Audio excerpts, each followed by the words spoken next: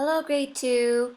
In this spelling lesson, we will continue Unit 28, words with ER, IR, UR, and OR. Most of the words from this week's spelling list have R-controlled vowels. And R-controlled vowels are vowels that come before R. And this R gives the vowel a special sound that's neither long nor short. And we can understand them as the bossy R because the R changes the sound of the vowel before it. So how are these R-controlled vowels different from a typical short and long vowel sounds? The vowel A sound in the word star is not quite like the A sound in the words like apple or bag, nor is it like the long A words like cake or may. The O sound in the word Lord is not quite like the O sound in the words like ostrich and hop. It's also not quite like the long O words like rose and snow. How are the vowels in these words different from long or short vowel sounds? The vowel E sound in the word serve is not quite like the short E sound in the words like egg or elephant, and it's also not like the long U sounds in the words eagle or tree. The vowel I sound in the word third is not quite like the short I sound in the words like insect or ostrich. It is also not like the long I sound in the words like night and shine. The vowel U sound in the word turn is not quite like the short U sound in the words like umbrella or bug. And it is also not like the long U sounds in the words like music or cute. So what are they called? They are called the R-controlled vowels. Let's now move on to page 111. Page 111. Read each sentence in a box. Look up the underlined word in your spelling dictionary. Fill in the circle next to the sentence with the same meaning. So if you remember, spelling dictionary tells you the meaning of the word. It also tells you how to pronounce the word. And it also tells you an example sentence. So for numbers 1 through 5, you're going to read each sentence and look up the meaning of the underlined word in the spelling dictionary. And then fill in the circle next to the sentence with the same meaning. So number 1, please serve the guests. Which of these two sentences has the same meaning as this sentence? Please serve the guest. So we're going to go down and find S. Remember, dictionary is in ABC order.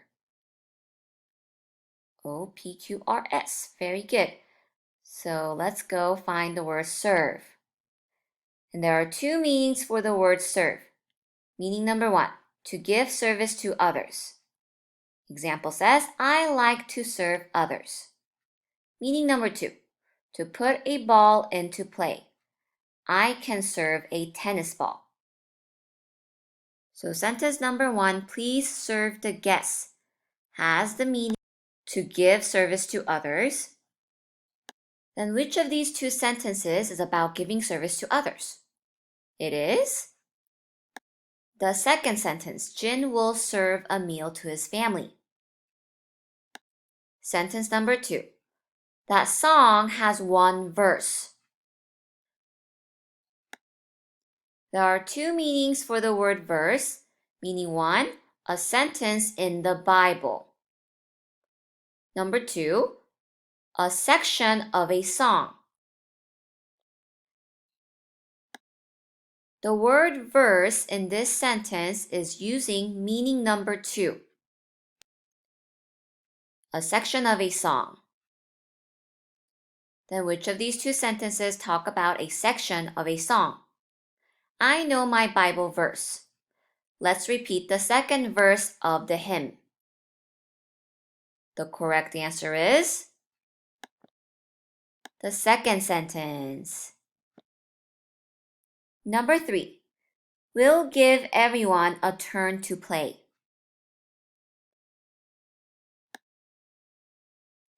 Meaning number 1, a chance, as in it is your turn to lead the line. Meaning number 2, to bring in for approval, as in I will turn in my homework. We'll give everyone a turn to play. This sentence is talking about giving someone a chance. So, which of these two sentences talk about giving someone a chance? I will turn in my homework. It is your turn to bat the ball. The correct answer is the second sentence. Number 4. Mom and I will color the Easter eggs. Meaning number 1, to add color to something. Meaning number 2, the hue or tint of something. Sentence number 4 is about coloring the Easter egg, so it is meaning number 1. Then which of these two sentences is about adding color to something? Adam can color pictures in his coloring book. Blue is a nice color. The correct answer is the first one. Adam can color pictures in his coloring book. Number 5. Gary gave his word that he would be home soon. Meaning number 1 for the word is something that is said. You can find that word in the dictionary. Or meaning number 2, a promise. Gary gave his word that he would be home soon. That is the same sentence. So, it is meaning number 2, a promise. And which of the two sentences also talk about giving a promise? Is that word in the spelling dictionary? You must keep your word. The correct answer is the second sentence. You must keep your word. That means you have to keep your promise. Number 6 and 7. Draw a line to match each sentence with the correct picture. Underline the list words. Number 6. The girls walked their dogs on Saturday. Which of these two pictures show the girls walking their dogs on Saturday? It is this picture. Which of the list words do you see in this sentence? I see girls, walked, and Saturday. Number 7, the batter walked to first base. That is this picture. And the list words in this sentence is walked and first.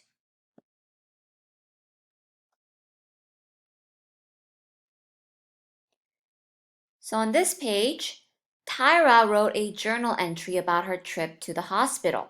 She began with a graphic organizer, which is this right here. Read the graphic organizer and Tyra's journal entry right here for April 22nd. My trip to the hospital. I hung from the monkey bars and then I fell. My arm turned purple. Mom took me to the hospital. I went to the park and the doctor put on a cast. So Tyra used this graphic organizer to write down ideas for her journal. Let's now read the entry. April 22nd. Last Saturday, I went to the park with 2 other girls. We were having fun taking turns on the monkey bars. I was the 3rd girl to try hanging upside down, but I slipped and fell off. Ouch! My arm hurt. It began to turn a purple color. My friends called my mom. She took me to the hospital for an x-ray. My arms was broken. The doctor put on a cast. I got everyone to sign it. Now you're going to use the checklist to review the journal entry. Put a check mark by each true statement. Put an X by each false statement. The words are all spelled correctly. Is that true? No, there are many misspelled words in this journal entry. So, you put an X. Each sentence has a subject and a verb and makes sense. Is that true? Yes, it is true. All the sentences had a subject and a verb. Each sentence begins with a capital letter. Is that true? No, that is not true. Almost all the sentences here all begin with a capital letter, but this sentence, the doctor put on a cast, does not begin with a capital letter. The ending punctuation is correct in each sentence. Is that true? No, it's not true.